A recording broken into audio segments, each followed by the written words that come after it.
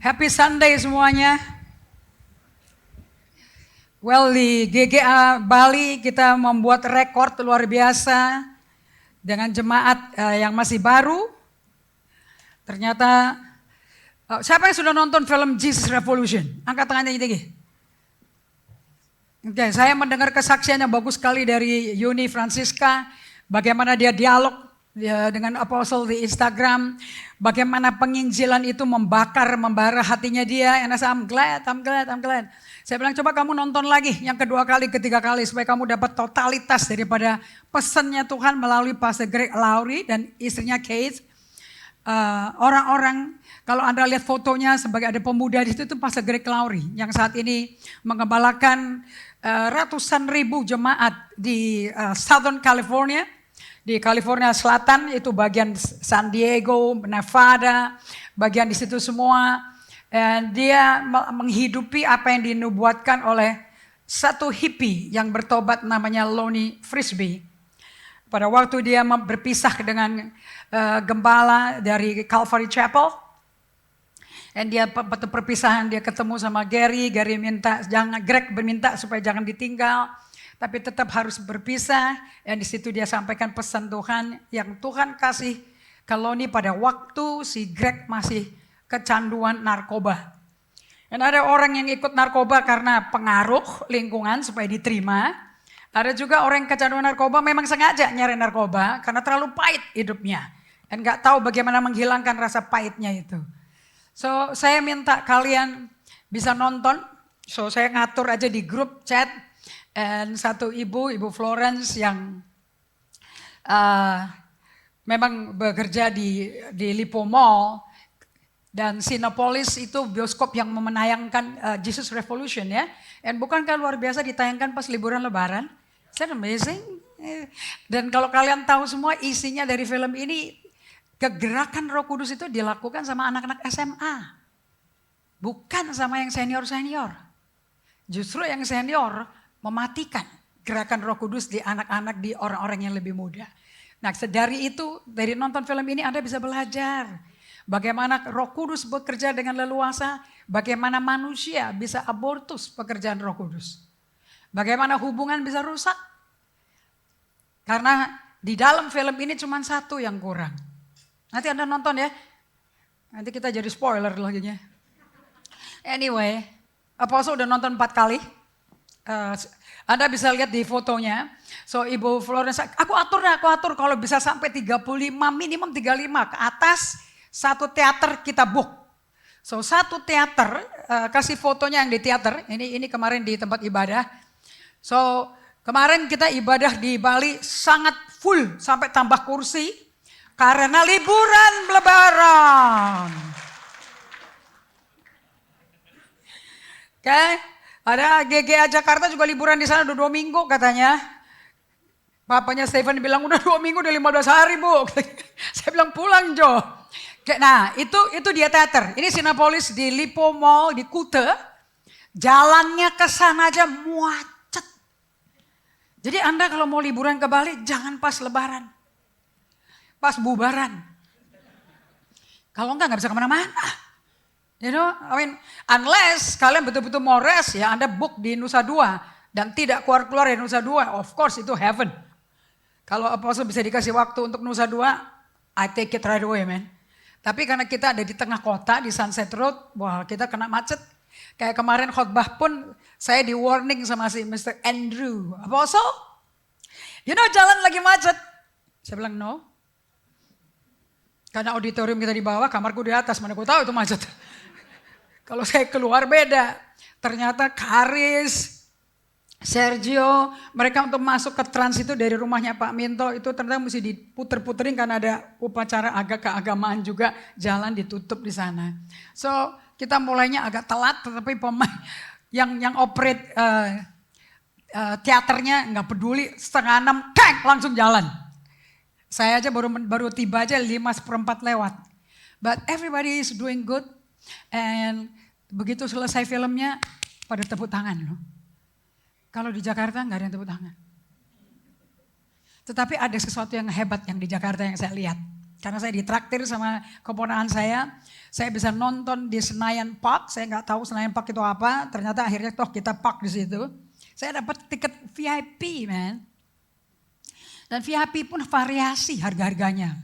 Jadi Anda kalau mau nonton ini, mau 4-5 kali kayak Apostle, cari di tempat-tempat mana. Kalau di Bali cuma 32.000 perak. Kenapa? Diskon 20%. Karena di atas 35 orang. So kemarin yang ngumpul 54 orang. So we have a great time. Kita book satu teater. Keren gak? Langsung jemaatnya di Bali bikin spanduk. Kita bikin spanduk ya Apostle ya? Bikin Jo. Dia bikin desain warna hitam, warna biru muda. Terus yang terakhir dia masukin warna orange. Saya bilang, bagus ya orange-nya ya. Persis kayak filmnya. Sih? Yang orange, right? Cuman itu saya baru tahu kalau spanduknya ada 2 ukuran gitu loh. Karena ini kan di akhir acara. Dan pas kita bikin yang orange, ya kursinya orange. Ya apa gunanya, kan kelihatan semuanya orange. Jadi kita gak puas, jadi setelah ibadah kelar, foto lagi. Nah saya bilang kalau yang kecil kayak tur Israel dong, di depan spanduknya. Kalau yang gede itu mestinya buat kita kayak red carpet gitu lah. Tapi gak ada yang nunggu untuk yang gede. So we have a good time and this is very exciting. And kalau mau dipakai sebagai pembelajaran untuk Roh Kudus bekerja, I think kalian butuh nonton 3-4 kali. Then you know the message from the Lord, bahkan Roh Kudus bisa bekerja. Sebetulnya di film aslinya, nanti sekarang udah seluruh Amerika sudah nonton. I think kalau nggak salah Pastor Greg Laurie berkata, mereka sudah bikin untung 4,5 juta US dollar dari acara ini. Pada waktu mereka tayangkan ini, Asbury Revival di Universitas Teologi Asbury juga sedang revival. Nothing is happening by accident, tapi Tuhan yang merancang. Karena Tuhan cinta Amerika. Ada amin? God love American. Kita juga banyak diberkati melalui Injil dari teman-teman saya orang Amerika. Betul apa tidak? So kita gak bisa condemn because of the sin. Karena pemerintahnya ada bikin keputusan yang salah. Yang tidak sesuai hati nurani. But God love people.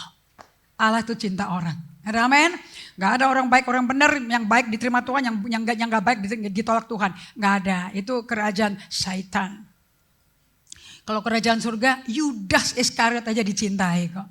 Sampai titik terakhir, dia cium pipinya Yesus sebagai tanda signal kepada orang Farisi untuk ditangkap orang ini yang dicium sama dia. Tapi Yesus gak pernah gosip loh. Bahkan 12 muridnya, minus 1 Yudas, gak pernah tahu kalau si Yudas yang jual.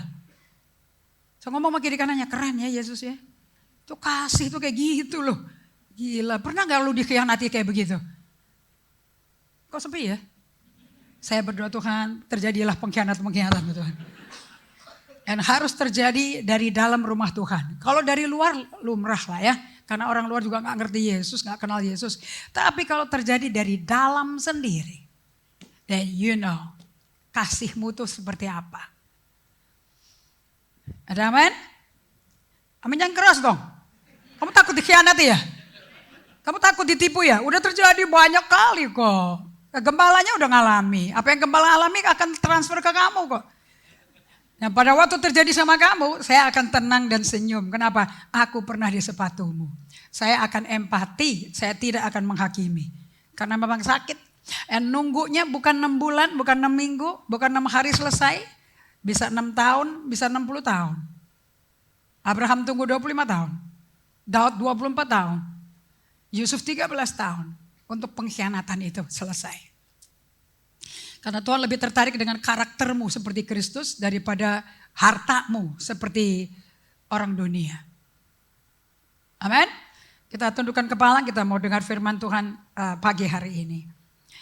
So Roh Kudus bicara pada setiap kami. Supaya betul-betul kau bicara secara pribadi.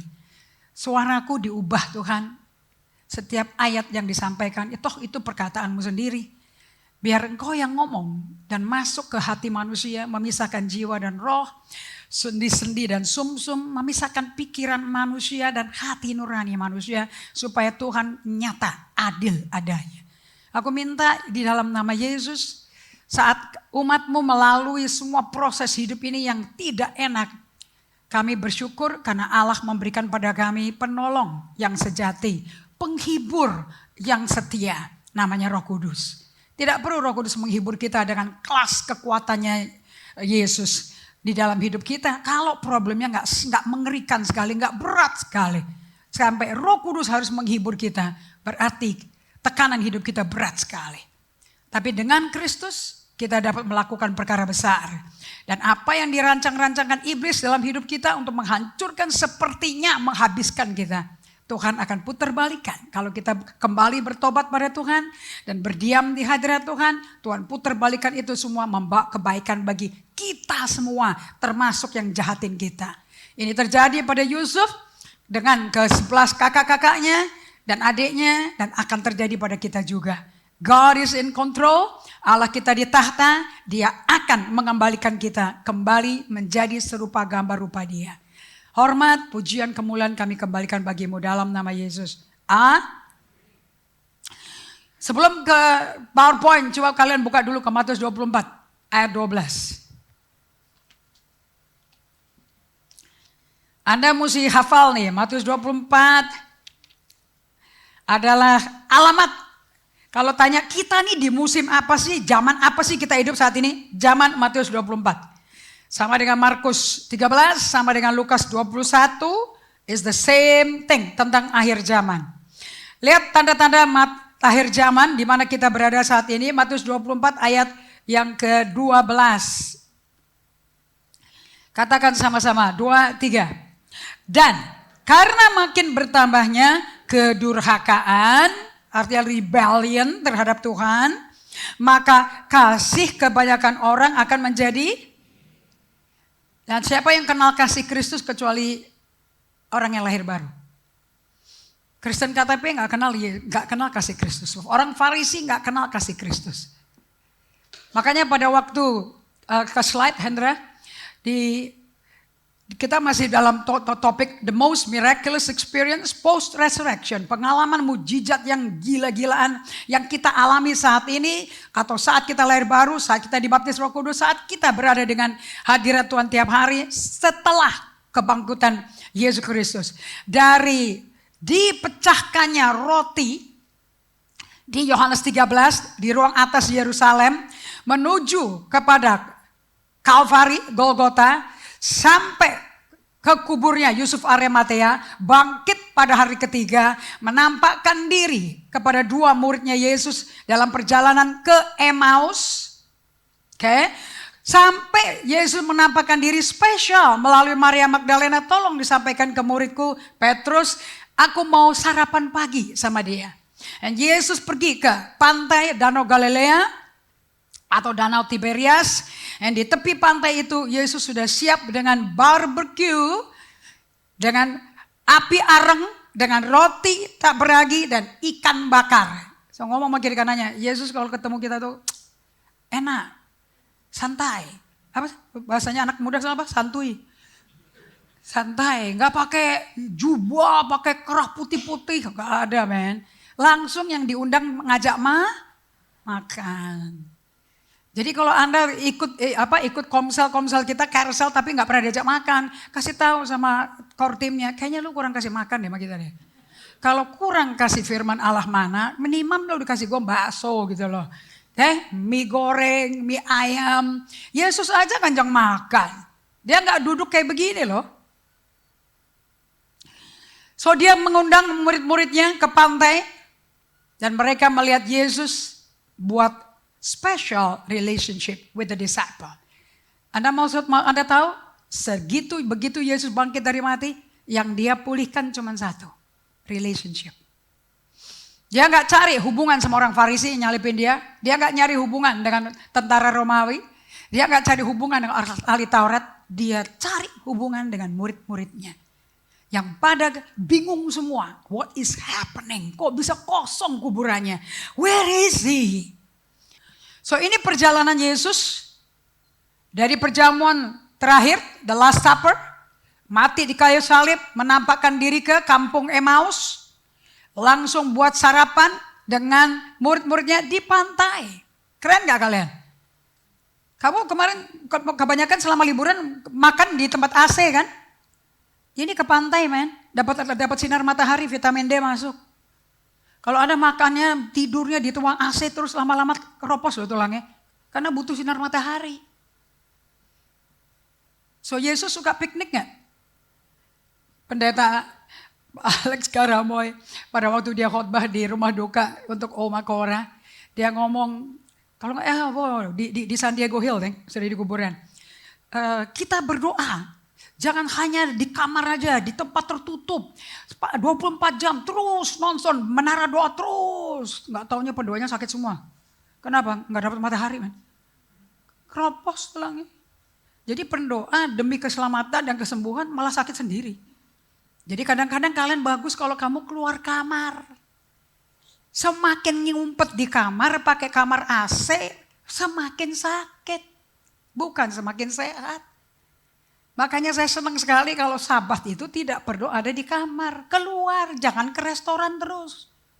Pergi ke kafe yang ada terasnya. Supaya matahari kena.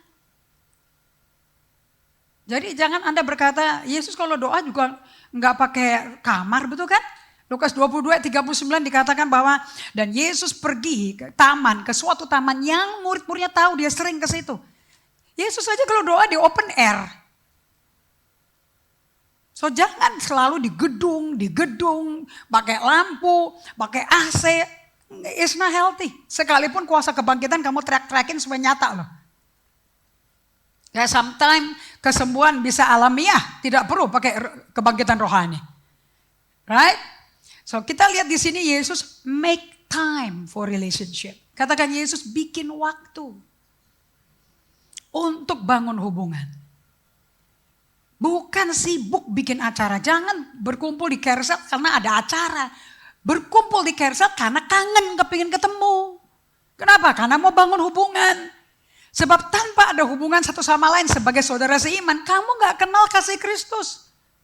You don't know the love of Christ. Itu doanya Paulus kepada jemaat di Efesus. Efesus 3 ayat 17 sampai ayat 19. Coba buka sebentar Alkitabnya. Efesus 3 ayat 17. Doanya Paulus. Sehingga, oke kita mulai ayat 16 ya. Aku berdoa supaya ia menurut kekayaan kemuliaannya menguatkan dan meneguhkan kamu oleh rohnya di dalam batinmu. Ngomong ke kiri kanannya. Lihat dong batinmu, itu samcanmu tuh. Ada pusar, disitulah lokasi batinmu. Oke? Roh Kudus nggak ada di angin-angin di sini, nggak ada. Memang itu Allah Maha Hadir. Kehadiran Allah ada karena Dia Maha Hadir. Tetapi secara khusus Dia hadir buat kamu tuh di batin. So pegang perut kalian yang ada pusarnya. Ini Roh Kudus. Hai Roh Kudus. Baik-baik di dalam ya. Dan Roh Kudus jawab. Baik-baik, lu lupain gue melulu, baik-baik. Lu bikin gue sakit hati. Bukannya kita butuh dihibur, kita mendukakan Roh Kudus malahan. You know that? Karena diabaikan terus. Kalau doa, tolong Bapak curahkan rohmu, curahkan. Bapaknya bilang, udah ada di puster lu, dia kemarin lagi. Timba dari situ, sumber kehidupan ada di situ. Ini otak kita ini emang salah desain. Dosa bikin otak kita rusak. Posisi Roh Kudus ada di mana? Batin, mana batinmu? Perut, dari dalam perut, out of the innermost belly shall flow rivers of living water. Ada amin? Sehingga oleh imanmu, katakan oleh imanmu. Oh kalau gak dengar Tuhan ngomong ke kamu gak tahu loh. Kristus diam di dalam hatimu. So siapa lagi tinggal di hati kita? Kurang apa? 2 counselor man, tinggal di dalam kita. Kurang apa? Jadi biar kamu dikhianati, biar kamu dirajam batu, biar gosipin kayak apapun. Kenapa sakit hati? Orang penolongnya ada di dalam batinmu. 2 lagi pribadinya. Kayak seperti Bob Buford. Pada waktu dia menginjil ke konsultan terkenal di dunia namanya Ken Blanchard yang menulis buku One Minute Manager. Yang dikatakan, kenapa kamu gak mau terima Yesus? Gila. Belum gue udah di label orang berdosa. Enak aja, sakit hati banget gue dibilang orang berdosa. Gue pinter, gue baik-baik, gue nyakitin orang. Dibilang berdosa. Karena dia belum kenal Yesus, belum kenal Alkitab sama sekali. Well, Kalau kamu bandingin diri kamu sama Mother Teresa, kamu di mana? Rasionya, kebaikannya, kepinteranmu dibandingin Mother Teresa. 1 sampai 100. Well, Mother Teresa kita bisa kasih 90, itu orang luar biasa tuh kasihnya. Kalau lo di mana? Ya ada 10, 15 boleh lah. Nah, kamu baiknya 15 mil, 15 poin.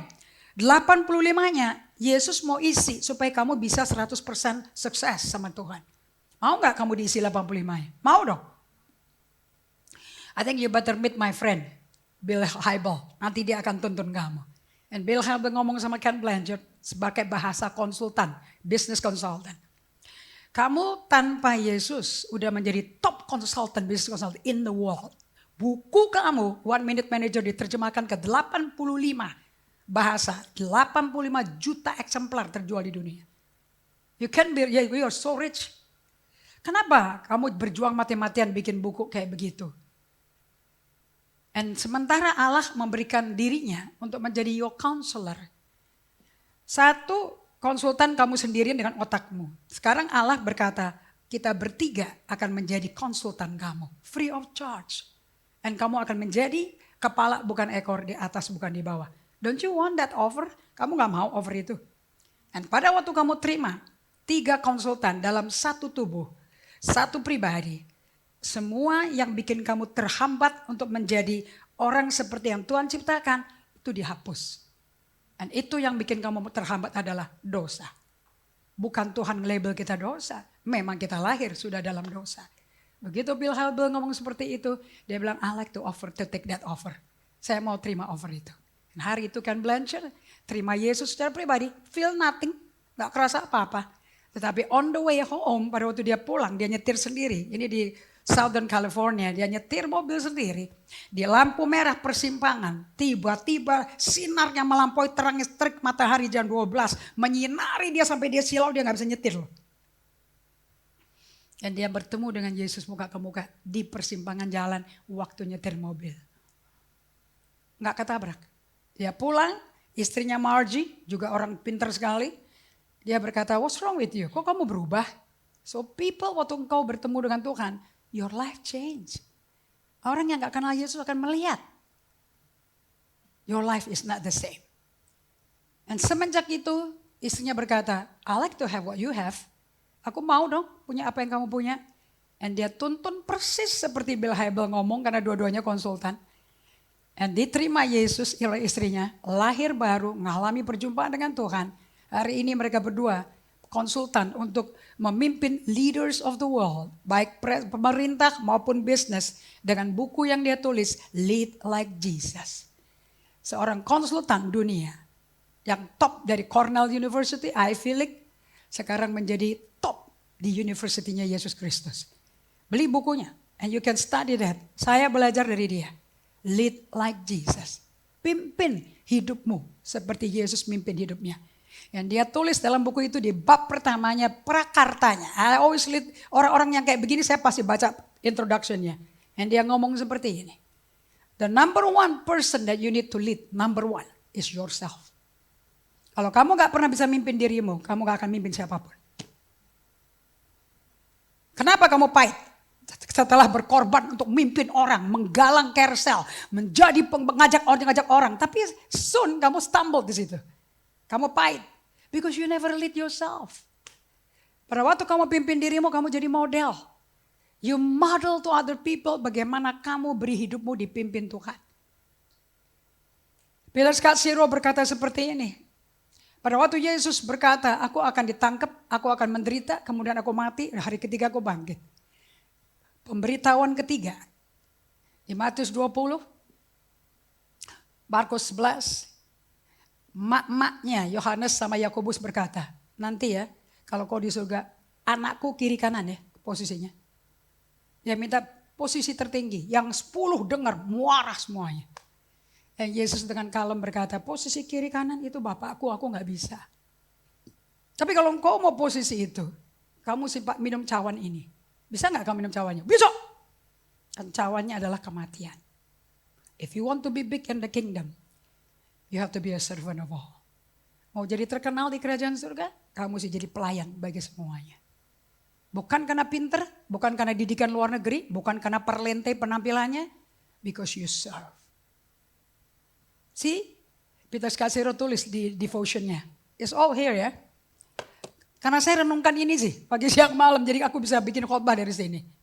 And Peter Scarsero berkata seperti ini. Many people, Christian in the church, menukar love with power. Posisi kiri kanan, power yang kamu mau. But they don't have love. They want the power of God, but they don't want to love God. Makanya kasih kebanyakan orang menjadi dingin. Itu tanda-tanda akhir zaman. Kalau nggak pakai suara teriak-teriak untuk menunjukkan powernya, dia pakai tekanan, pakai uangnya. Dia pakai talentanya, skillnya, semua ditonjolin yang terbaik. God wants love. Not ability, bukan skill. He wants love. Ini doanya Paulus nih, seorang hamba pelayan. A leader who is serving. Aku berdoa supaya ia menurut kekayaan kemuliaannya menguatkan dan meneguhkan kamu oleh rohnya di dalam batinmu. Sehingga oleh imanmu Kristus diam di dalam hatimu. Dan kamu berakar serta berdasar di dalam kasih. Kita dasarnya apa fondasinya? Bukannya Yesus Kristus. Yang benar yang mana? Fondasinya kasih atau Yesus Kristus? Buka 1 Yohanes 4 ayat 8. Kalau udah datang ke rumah Tuhan mesti buka Alkitab. Nggak bisa enggak. Kalau enggak itu ngapel kayak begitu.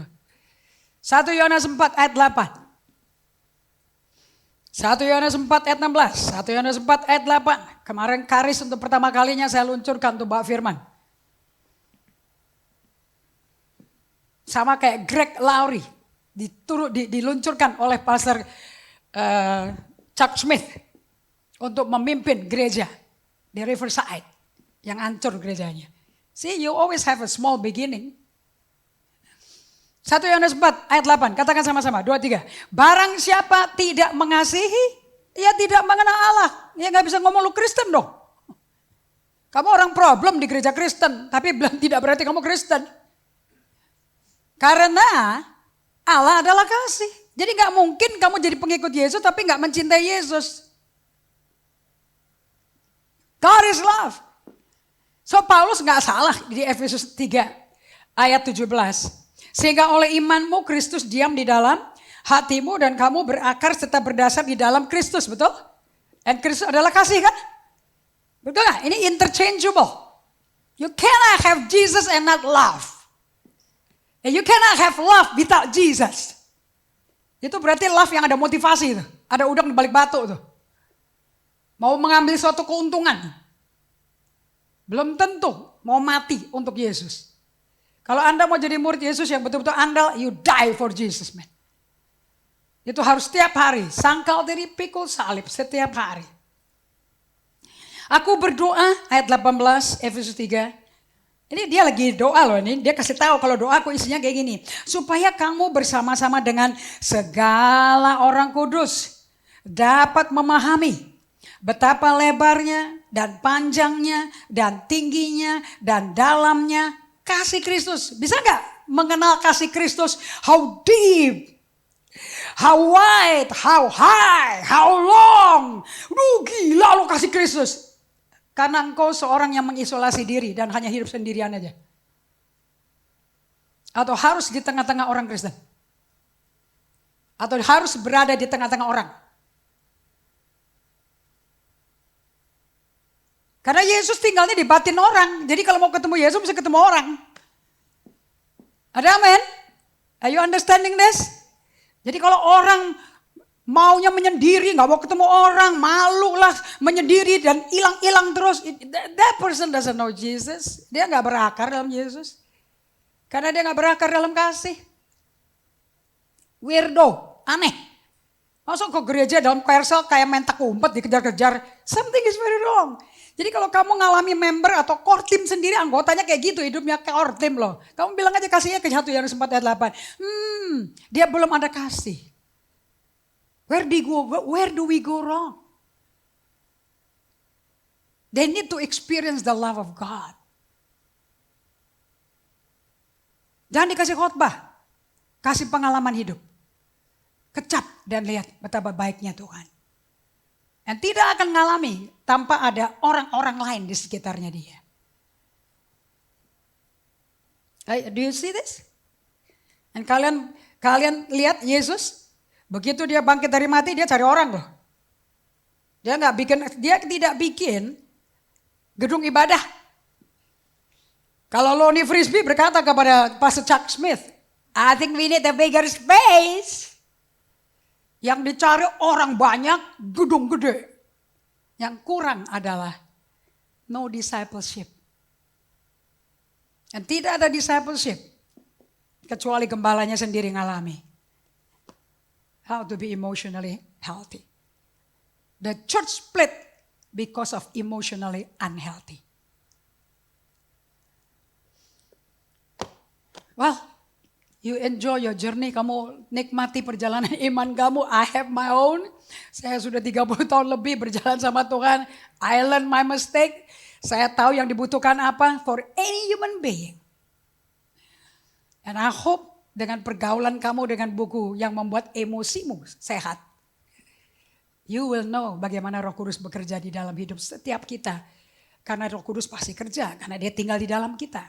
Filipi 2, 12, 13, Paulus berkata, apakah aku hadir atau aku absen? I want everybody untuk taat.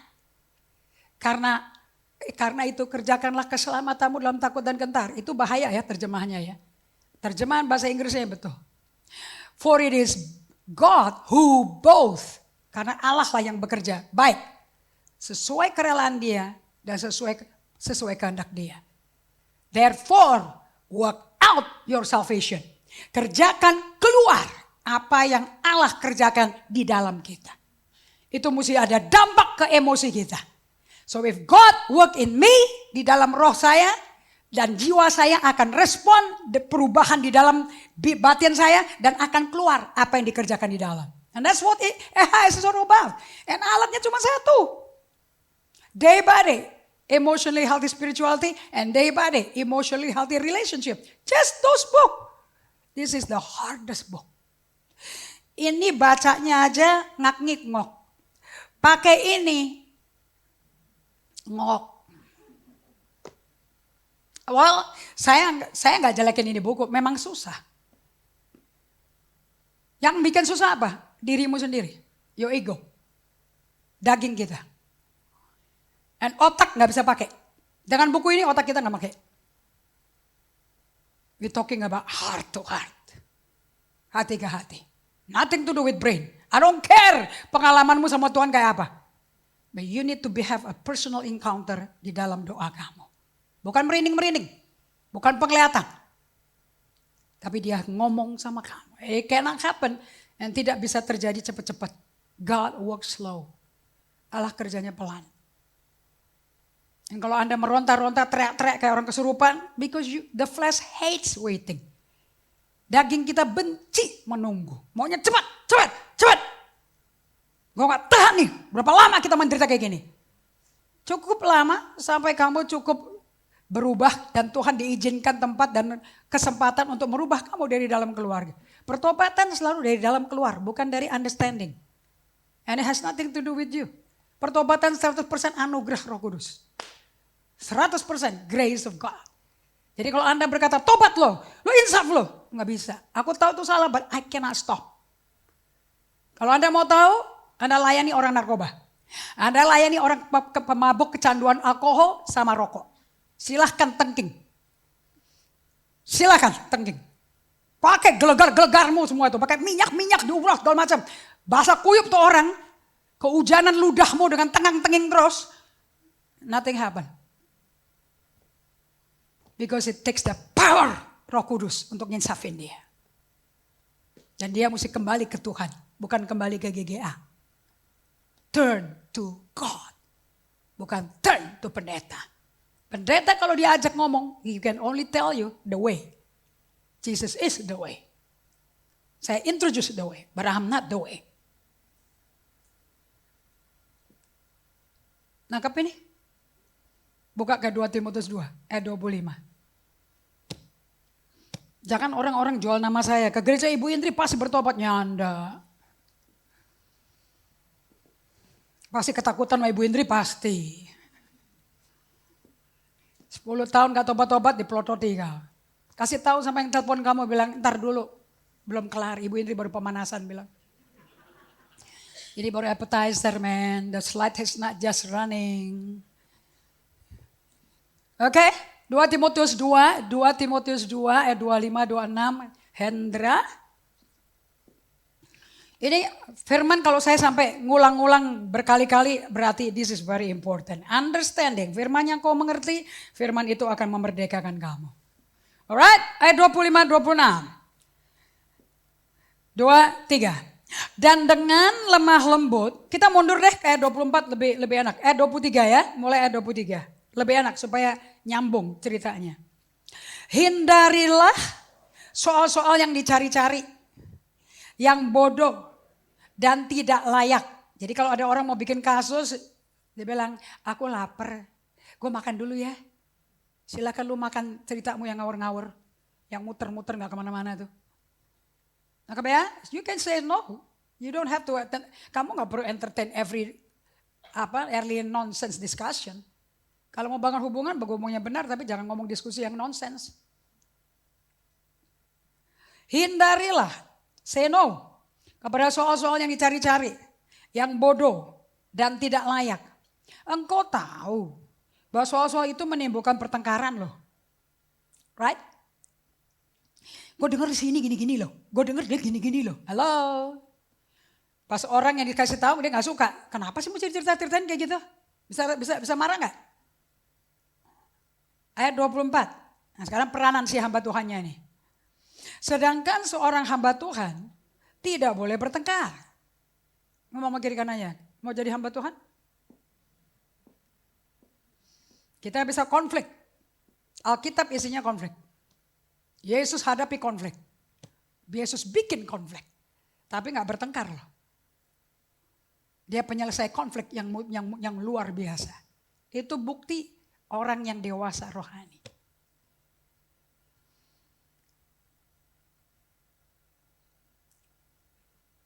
Tetapi harus ramah terhadap semua orang.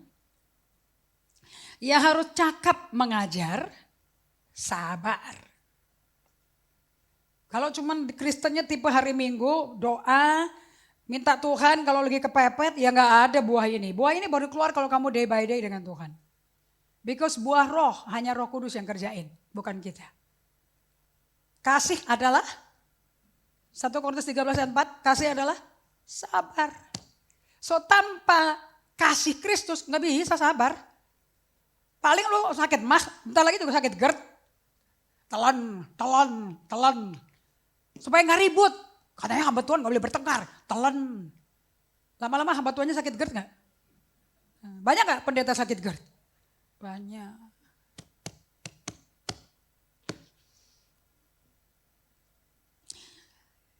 Ya harus cakap mengajar dan sabar. Berarti dia mesti kuasai Alkitab gak?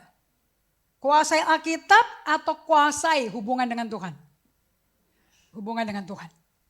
Karena orang Farisi kuasai Alkitab, tapi gak ada hubungan sama Allah. Betul atau tidak? Be careful loh.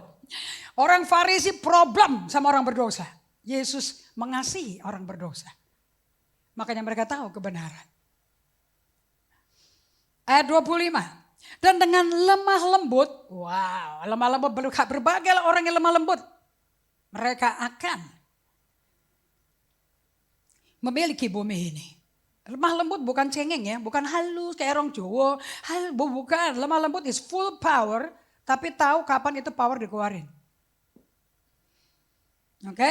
Kalau Anda lihat Yesus pada waktu dia dianiaya, dicium sama Yudas, kemudian dia diseret ke rumahnya Iman Kayafas, dimahkotai duri, Yesus diam aja enggak?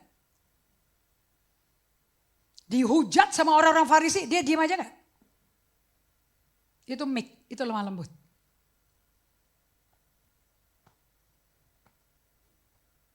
Bisa enggak? Dia membuat telinganya si Malkus yang putus oleh pedangnya Petrus ditempel lagi. Bisa nggak? Terjadi nggak di Getsemani? So is there power? Of course. Apakah seluruh tentara Romawi, ahli Taurat, dan orang-orang Farisi pada waktu Yesus bertanya, siapa yang kau cari? Yesus dari Nazaret. Pakai obor segala macam. Langsung Yesus berkata, jawabannya simple sekali, 2 kata, I am. Akulah. Rebah semua loh. Power nggak? Power. Tapi begitu diseret ke Imam Kayafas, ke Imam Hanas, dia diem nggak? Nah, that's lemah lembut. Nggak ada bela diri sama sekali. Dia lakukan persis yang bapaknya perintahkan dia mesti selesaikan. Kalau enggak dia nggak bisa ngomong sudah selesai di kayu salib. Yang dia selesaikan bukan maunya sendiri, bukan maunya orang. Bukan maunya muridnya. Maunya bapaknya. So kalau engkau hidup betul-betul ngekang dagingmu. Hanya untuk menyenangkan bapakmu. Ya kamu lemah lembut lah. Tapi kalau itu masih jebol ya belum lah. Tapi kita sedang dalam we are work in progress. Kita adalah karyanya Tuhan yang sedang progres untuk dibuat serupa gambar Yesus. Sampai dikhianati kalau itu kehendak Tuhan, diem kau. Yusuf diem gak? Dianiaya sama kakaknya. Dibilang mati kepada bapaknya. Diem gak dia?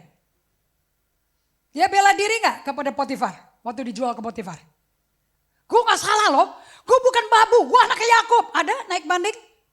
0. Tapi ujungnya dong, karena zeronya, kan dari emosi dia, zero nafsunya dia, kompulsifnya zero. Ujungnya Yusuf berubah seperti Yesus.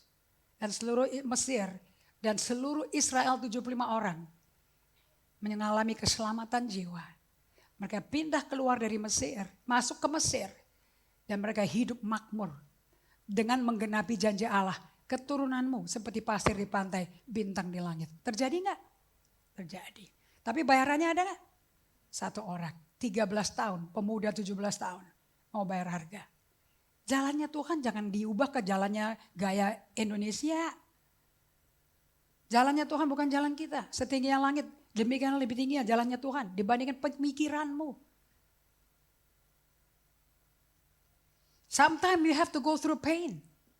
Dan hanya melalui pain itu menjadi platformnya Tuhan untuk memuridkan karakter kita. Jangan menghindar pain. Go through it. Face it. Hadapi. Deal with it. Tapi deal with God. Dan Tuhan akan merubah hidup kamu. Apa yang kau lakukan diam-diam dengan bersembunyi di hadirat Tuhan. Tuhan akan, bahasa Inggrisnya ya. God will reward you publicly. Tuhan akan beri upah pada kamu. Di depan publik semuanya. Supaya nama Tuhan dipermuliakan melalui hidup kamu. Dan dengan lemah lembut dapat menuntun orang yang suka ngelawan. Gak ada pendeta ketemu orang yang nurut. Harus ngelawan semua. Kalau gak ada yang ngelawan, gak ada kerjaan tuh pendeta. Halo?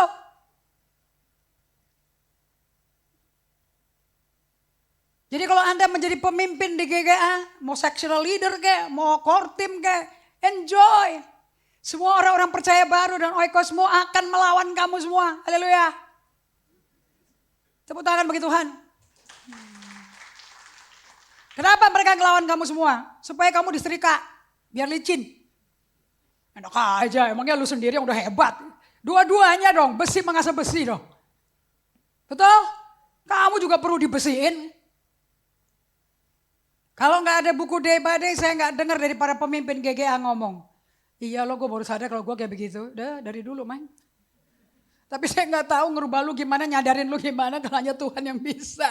Ternyata caranya cuma simple. Shut up. SHUT, shut up. And diam di hadirat Tuhan. Tidak ngomong, tidak ngoceh, tidak bahasa roh, tidak ngomong haleluya. Lupain semua itu. And just bilang, Tuhan ini aku. And leave it to him. Baru kau kedengaran emosi kamu kayak apa. Berapa kalian seperti cacing kepanasan waktu suruh diam? Atau seperti tokek? Kayak cacing semua kan kita? Betul gak? Ini apaan sih? Kenapa sih suruh diam susah amat? Timbul pikiran ini, musi. Kok jadi ingat semua jadwal agenda. Padahal kalau kerja sehari-hari lupa semua. Begitu diam, hafal semua. Oh, pergi. Siapa yang pernah mengeluh kayak gitu? Ke Tuhan.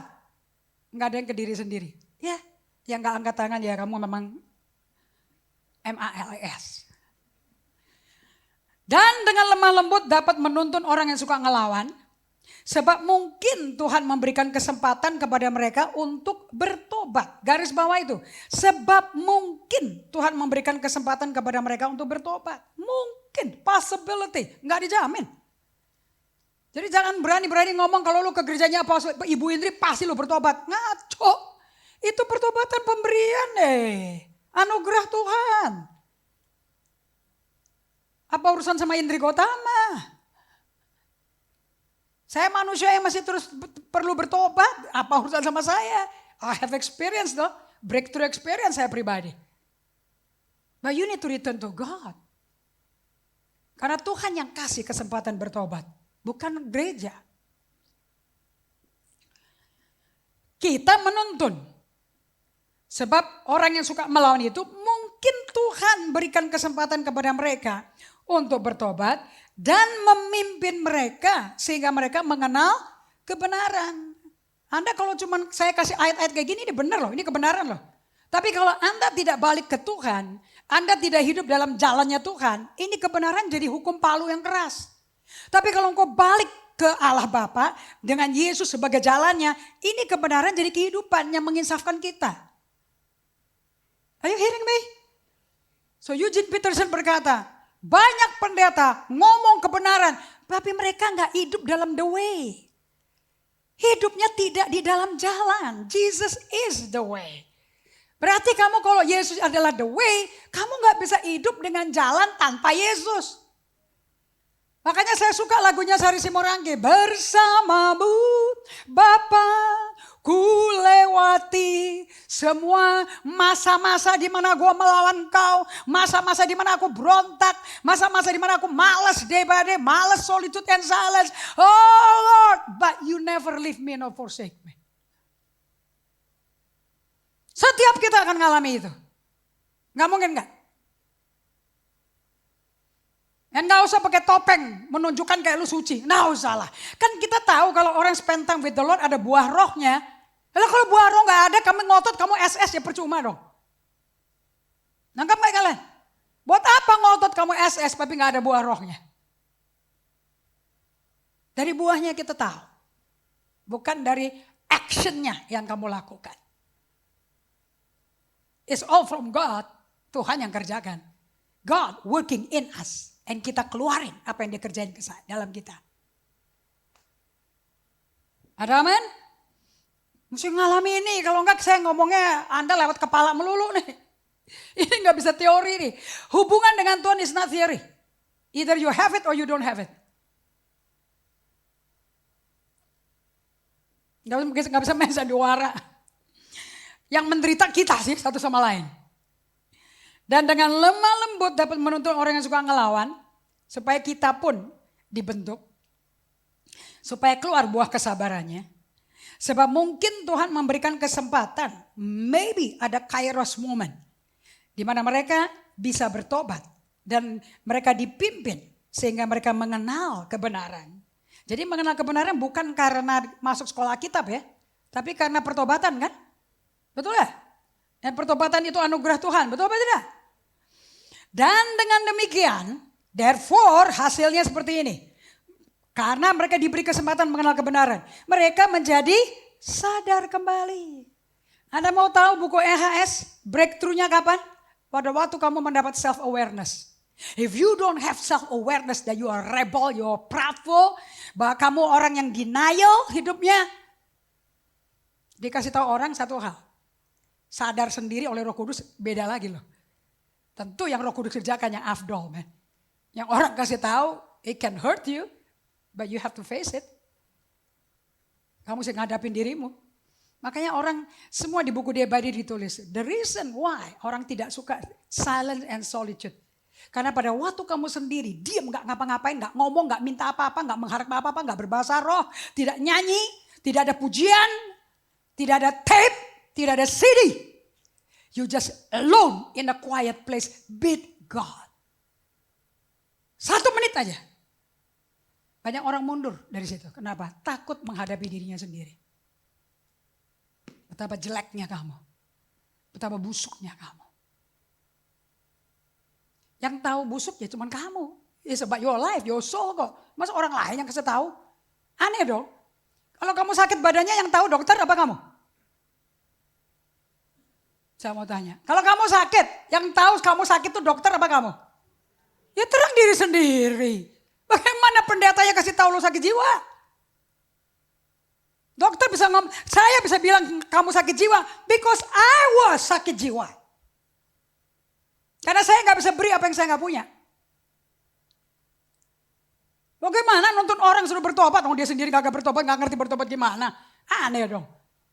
Munafik tuh pendeta kalau begitu. I need to repent. Saya akui pertobatan saya dari apa? I don't tell you to repent.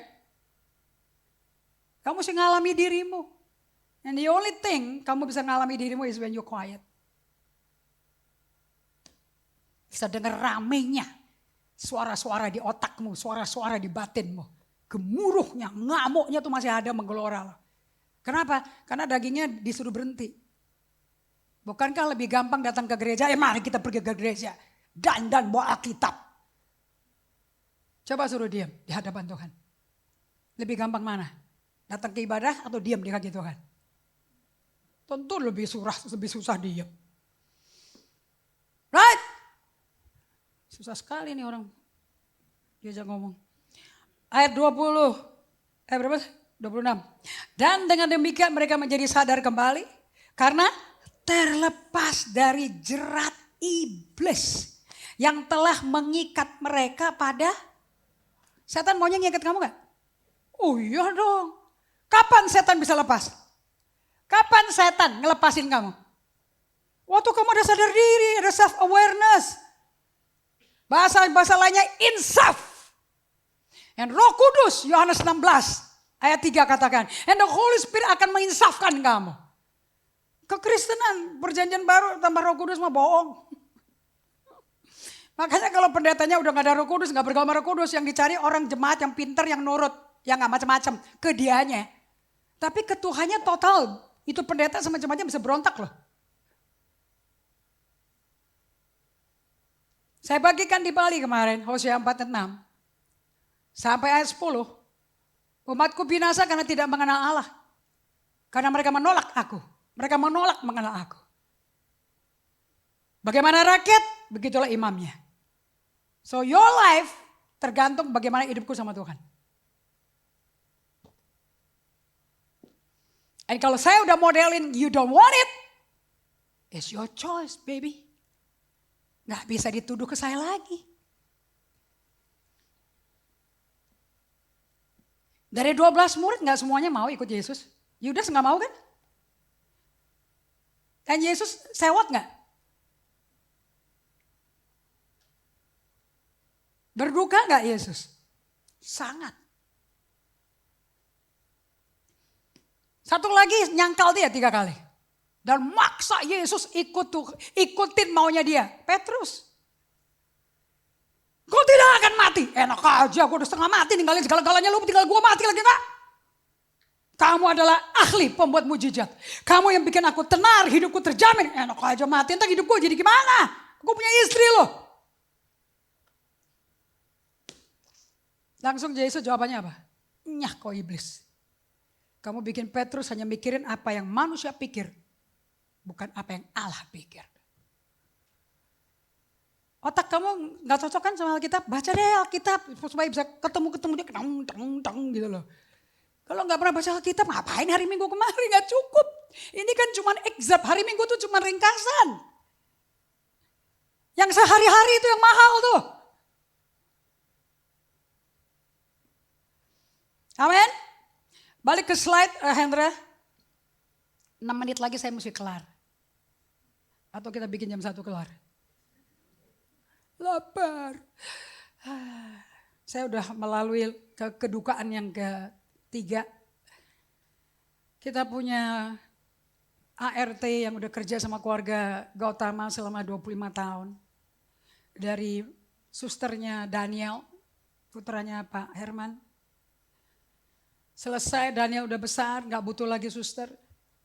Dia tetap tinggal sama kita, menjadi ahli masak gudegnya kalian, sotominya kalian.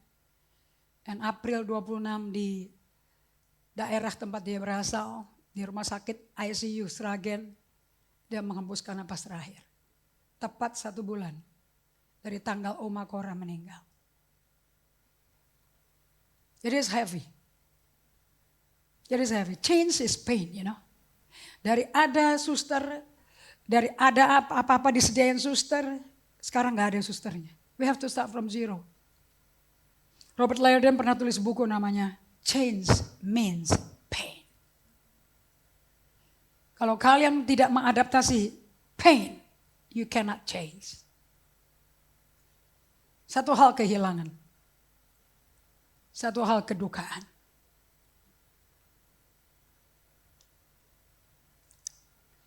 Makanya mbak-mbak kita tuh disayangin. Jangan dipakai sebagai barang. Sakit kencing manisnya cukup parah. Tapi kita gak expect dia. Saya masih nego untuk dia kembali ke Jakarta. Ternyata dia kembali ke pangkuan Tuhan selamanya.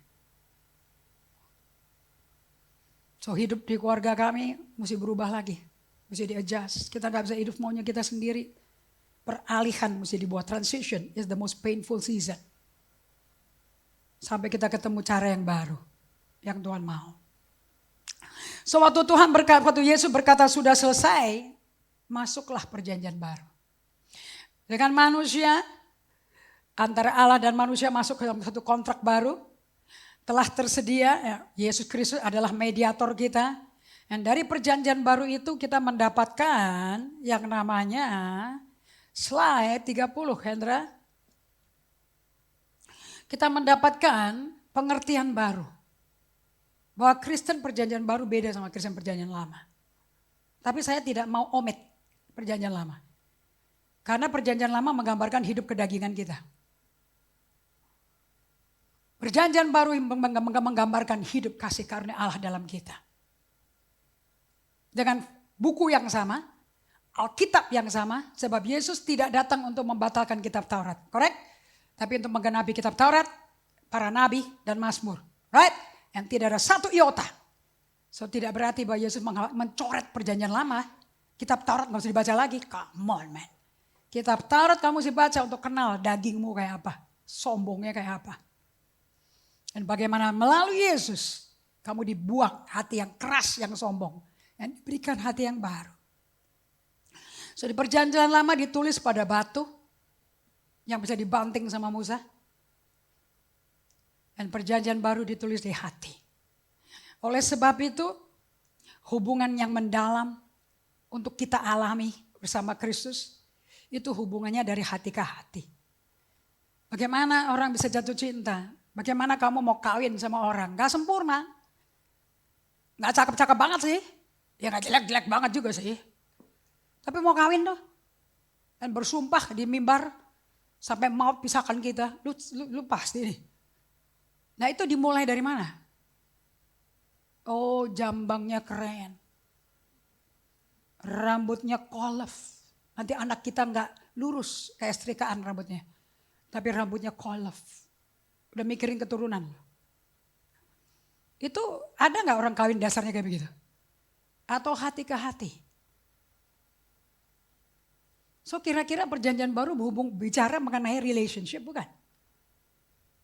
So if you don't have relationship with God, you don't have the new covenant.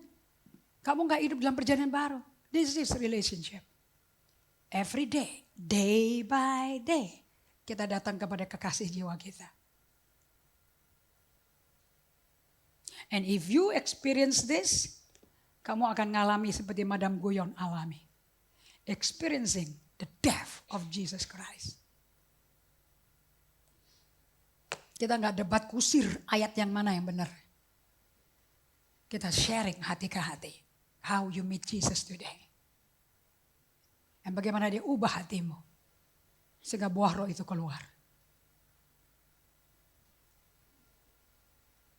Selama kita masih pakai manusia daging kita weird. Selama kita pakai ciptaan baru dalam Kristus we are loving. And itu yang orang dunia kepingin punya. Dan mereka berkata, kita tutup dengan Yohanes 13. Ayat 34, 35.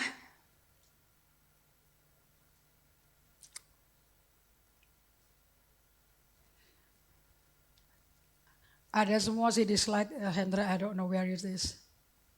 Kita buka aja Yohanes 13, ayat 34, 35. Perintah baru kuberikan kepadamu. Apa itu perintah barunya? That you love one another. Kau mengasihi satu sama lain. Sama seperti aku, Yesus, mencintai kamu. Dengan demikian seluruh dunia tahu kau muridku. Because you love one another. Yohanes 13, kita tutup dengan ini, Hendra. Ayat 34, 35. 34, 35, bukan 22. Kalau udah ketemu ayatnya, buka Alkitab kalian. Are you ready? Oke. Ini nolong buat saya. Karena saya melakukan di ibadah, ini nolong sekali buat Apostle Indri untuk mengerti Matius 22 ayat 37 sampai 40. Pada waktu Yesus ditantang sama orang Farisi. Guru, hukum yang mana yang paling penting? Yang Yesus berkata, cintalah Tuhan Allahmu dengan segenap hatimu, jiwamu, kekuatanmu, dan pikiranmu. Itu hukum yang pertama dan utama. Yang kedua sepenting yang pertama. Cintailah sesamamu seperti engkau mencintai dirimu.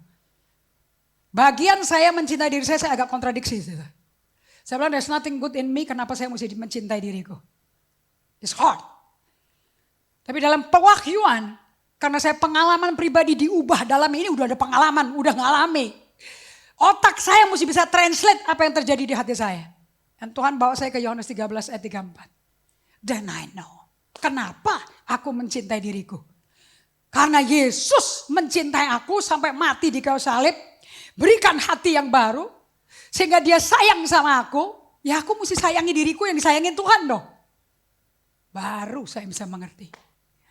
Aku memberikan perintah baru. If you a New Covenant Church, perintah baru akan menjadi perintahmu. Yaitu supaya kamu saling mengasihi. Sama seperti aku telah mengasihi kamu. Demikian pula kamu harus saling mengasihi. Ini pakai kata harus, mutlak loh ini. Non-negotiable. Ayat 35. Ini hanya Tuhan yang bisa kerjain.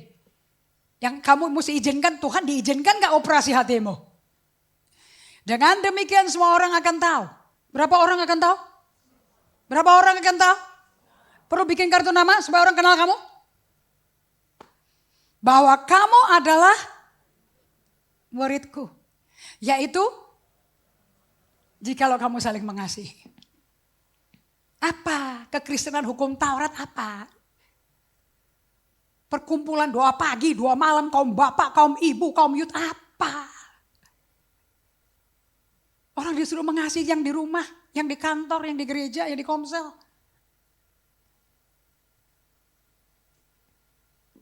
Dia tuh orangnya kayak gini, hati-hati loh Apostle loh. Ini orangnya kayak begini loh. Kalau mau ngomong gitu jangan ke gue, kamu langsung ke orangnya. If you love the person, dia buta gak tahu dia kayak gitu, you talk to them. To tell the truth, it's painful. And ambil resiko tinggi. But love is risk. Kasih itu resikonya tinggi. Kalau enggak kamu gosip loh. Enak dibicarakan dalam rapat. Talk to the person. This is how I feel. It hurts me. Kamu rebel kayak begini. It hurts me. And I'm angry. Kamu gak dengar dari mulut ketiga atau keempat. You deal directly from me. Orang yang dilukai. That's love. Itu namanya tough love. Amsal 27 ayat 5. Coba buka Amsal 27 ayat 5.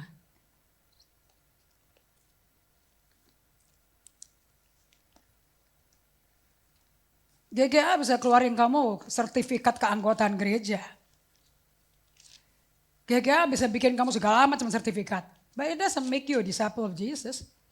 Gak bikin kamu jadi murid Kristus. Hanya kasih sesamamu. Gue disiksa loh 7 kali per hari sama dia loh. Gue disemprotin. Love your enemy. Gampang sekali untuk mencintai orang yang cocok sama kamu. Tapi firman berkata, kasihilah musuhmu. Berkati musuhmu. Berarti nggak ada orang yang sempurna kan? Amsal 27 ayat 5. Lebih baik teguran yang nyata-nyata. Berarti mesti dikonfrontasi nggak? Daripada kasih tersembunyi. Mau diteriakin semprot-semprot gitu. Memang nggak mampunya kayak gitu mau diapain? Yang nyemprot-nyemprot yang kasihan, yang disemprot. Kalau yang disemprot bergaul sama Tuhan no problem. Yesus kan disemprot melulu. Dikhianati malahan. Tapi dia gak pernah menangisi dirinya sendiri loh. She never have pity party.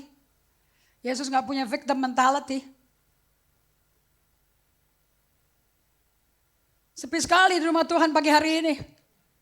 Padahal ini khotbah yang paling benar loh. Makanya kemarin saya di kamar mandi di hotel saya bilang, Tuhan kok gak ada ya yang nulis lagu. I love my mama, I love my daddy, I love my brother, I love my sister, and I love my driver, and I love my mbak, even though they steal money every week. Kok gak ada yang tulis lagu itu ya? Adanya tulisnya lagunya, semua ngarang lagunya dan bergaya di mimbar, men. I love you, I love you, I love you. Ke situ mah gampang, memang betul. Tapi yang bikin kamu mau Kristen bukan I love you Jesus. I love you bro. Lu salah sama gua 70 kali. Gua ampuni kau 70 kali 7 kali. Lu perang dingin sama gua ubur lo biar panas lagi kita lo. Pursuing hot love. Gitu dong. Kalau nulis lagu kayak gitu. Kalau belum berani ngomong bikin lagu kayak gitu. You're not growing up yet. Belum dewasa kamu. Sepi sekali. Kita tutup Terima kasih Tuhan untuk pagi hari ini. Biar tempat ini yang penuh dengan kasak kusuk di belakang orang. Penuh dengan ngerasa nih, banding ke. Berubah menjadi tempat yang aman bagi semua orang. Di mana kehidupan yang tidak sesuai firman, kehidupan yang melanggar, yang melawan. Itu menjadi tempat mereka bisa disambut dengan senyum. Memang rumah ini untuk menyambut orang-orang yang suka ngelawan. Karena kita dimuridkan Tuhan. Kita dilatih Tuhan untuk menjadi hamba Tuhan yang tidak bertengkar. Tapi melayani dengan pemahaman firman Tuhan dan dengan sabar. Ubah atmosfer di GGA Tuhan. Buat kami menjadi gereja yang sepadan, selaras dengan firman. Membuat umatmu komit untuk selalu memberikan waktu hanya bersama Tuhan. Tidak selalu rame-rame sama saudara seiman.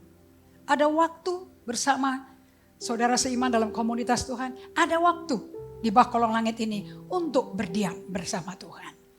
Ada waktu untuk diam, ada waktu untuk ngomong. Ada waktu untuk berbuat, ada waktu untuk berhenti. Ada waktu untuk lahir, ada waktu untuk mati. Di bawah kolong langit ini ada musim dalam kehidupan yang kita mesti lewati. Kita gak bisa lawan musim itu karena musim itu pasti datang. Kita hanya bisa embrace, sambut dan peluk. Dan menyesuaikan diri dengan musim-musim yang baru itu. Aku minta Roh Kudus kau bicara pada setiap umatmu.